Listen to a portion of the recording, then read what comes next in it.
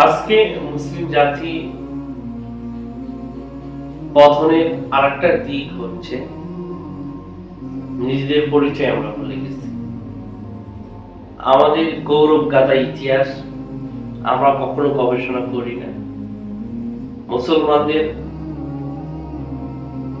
ঐতিহ্যের একটা যে ইতিহাস, মুসলমানের বীরত্ব গাথা একটা যে ইতিহাস, মুসলমান যে পরাজয়ের জাতি নয়,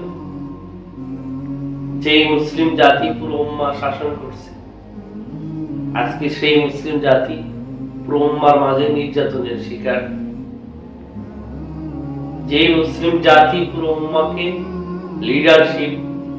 লিডারশিপ হিসাবে কাজ করেছে, সেই মুসলিম জাতি আজকে দাসে পরিণত হয়েছে।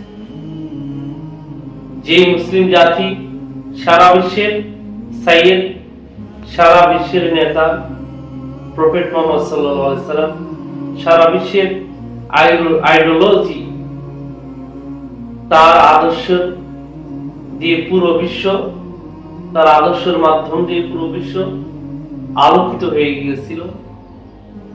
সেই মুসলিম জাতি তার আদর্শ বাদ দিয়ে আজকে বিপরীত আদর্শ গ্রহণ করেছে, যেটা সম্পূর্ণ ইসলামের সাথে সাংঘর্ষিক, যার কারণে মুসলমানের আজকে অধঃপতন। মুসলমানের আসল পরিচয় ছিল বাঘের, বর্তমান মুসলমানের পরিণতি হয়েছে ছাগলের। মুসলিম জাতি বাঘের জাতি।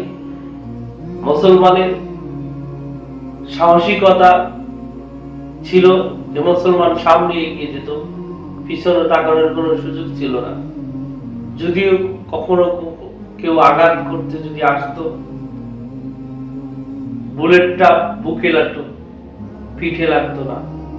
আজকে মুসলমানের পরিণতি এমন হয়েছে যে তারা আজকে পুরো ছাগলের জাতিতে পরিণত হয়েছে।